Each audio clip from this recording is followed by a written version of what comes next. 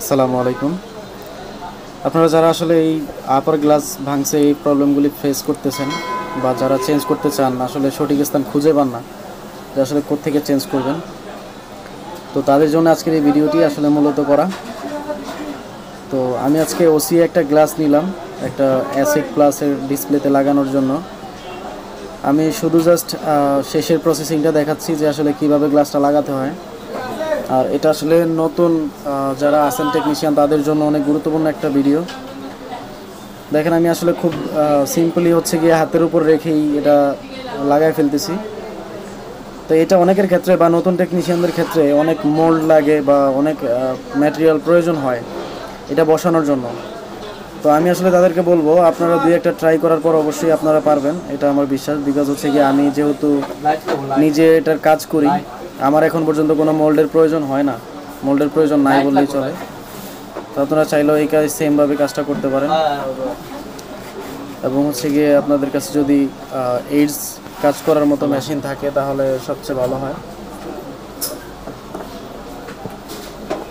কারণ এইডসের কাজ করার জন্য যে মেশিনগুলি দরকার হয় সেগুলি হচ্ছে rmb3+ এবং হচ্ছে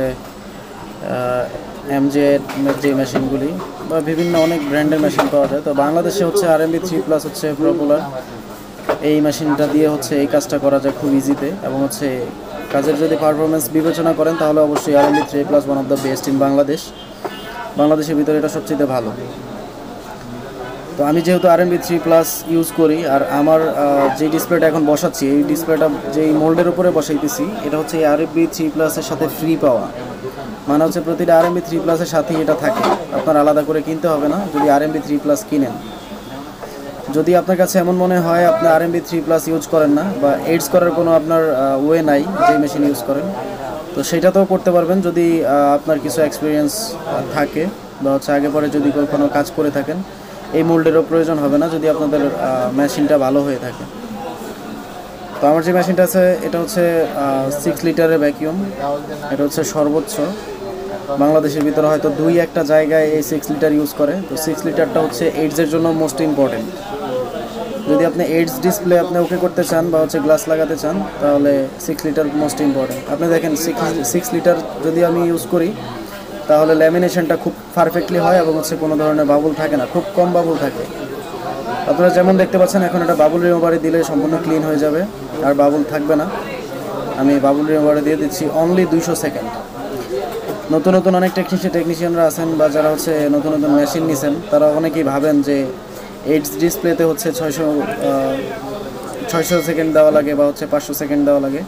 আমি অনলি এটাতে 200 সেকেন্ড দিয়ে হচ্ছে বাবুলগুলি রিমুভ করব খুব ইজিতে। দেখেন আমার বাবুল রিমুভার চলতেছে, আমি 200 সেকেন্ডের জন্য দেওয়া হয়েছে। তো মাঝখানে হচ্ছে এই 200 সেকেন্ড কেটে হচ্ছে কমপ্লিট করছি ভিডিওটা। দেখতে পাচ্ছেন আপনারা একদম সম্পূর্ণভাবে ক্লিয়ার, কোনো ধরনের বাবুল নেই, একদম পারফেক্ট। আর অবশ্যই বসানো মোল্ডে বসানোর আগ থেকে শুরু করে একদম কমপ্লিট ফিটিং করা পর্যন্ত আপনারা অবশ্যই খেয়াল রাখবেন কোনো জায়গায় ভাঙা গ্লাস বা কোনো জায়গায় ঘাম বা অতিরিক্ত কোনো কিছু বা এক্সট্রা কোনো ময়লা আবর্জনা যেন না থাকে কোনোভাবেই। যদি বাই চান্স কোনো ধরনের ভাঙা গ্লাস থেকে থাকে তাহলে আপনার ডিসপ্লে আর ওকে করা যাবে না। তো আপনারা যারা আসলে এইভাবে কমপ্লিট করতে চান তাহলে অবশ্যই স্ক্রিনে দেওয়া নাম্বারটিতে যোগাযোগ করবেন, এবং আমাদের এখানে কুরিয়ার সার্ভিস অ্যাভেলেবেল আছে। আপনারা চাইলে কুরিয়ারে আমাদের কাছে ফোন পাঠিয়ে দিতে পারেন।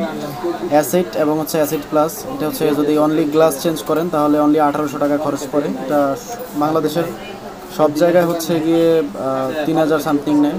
আমরাই সর্বনিম্ন রেটে কাজ করি এই কাজগুলি, যেহেতু আমরা সরাসরি চায়না থেকে প্রোডাক্টগুলি আনি।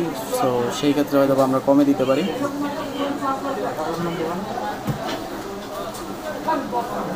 তো ডিসপ্লেটি আমি চেক করে নিতেছি যে আসলে ফিটিং হয় কিনা, এবং দেখলাম যে আসলে পারফেক্ট, এটাতে কোনো সন্দেহ নাই এক কথাই। আমি এখন আসলে চেক করে দেখাবো আপনাদের যে আসলে কাজটি সম্পূর্ণ হয়েছে কিনা। আমি এমার্জেন্সিতে ঢুকলাম, ঢুকে আমি দেখবো যে আসলে একদম পারফেক্ট কাজ করতেছে। অনেক সময় হয় অনেকে ভয় পায় যে আসলে ভাই ওসিএ করলে বা হচ্ছে মেশিন দিয়ে কমপ্লিট করলে আসলে টাচে ঠিকমতো কাজ করে না। তবে আমাদের এটা 100% কাজ করবে ইনশাল্লাহ।